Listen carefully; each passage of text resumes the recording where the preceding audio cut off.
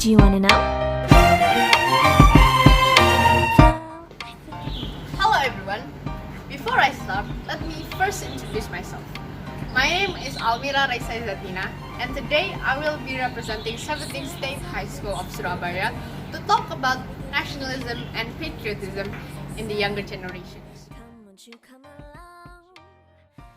When talking about nationalism, one cannot exactly avoid George Orwell's statement in his essay, Notes on Nationalism.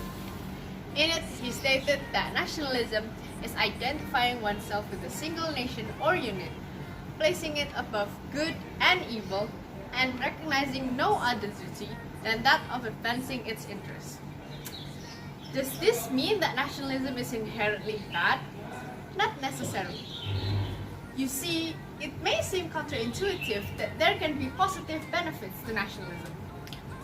Nationalism, though I do not mean excessive nationalistic fervor or chauvinism, can bring out good qualities in people. It can promote idealism and selflessness, and it can unite people. Nationalism is meant to preserve a nation's traditional cultures, and it encourages pride in national achievements. We've talked about nationalism, but what about patriotism? Patriotism is a love for and devotion to one's country. Patriotism is incredibly important because the very reason people pay taxes is because of patriotism. Why would people feel obligated to pay taxes if not for patriotism? Patriots are incredibly loyal to their country. Therefore, they would be willing to contribute to the betterment and advancement of their country. In conclusion, a feeling of nationalism and patriotism among countrymen is essential to the advancement of a country, especially in this era of globalization.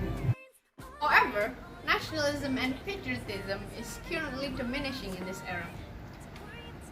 The evidence of this statement can be seen everywhere.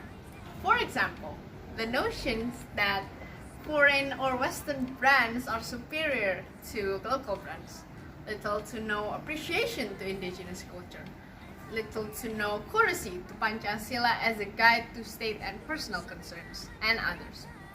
What was the reason for this then? Unlike their predecessors, today's generation has access to the internet 24/7.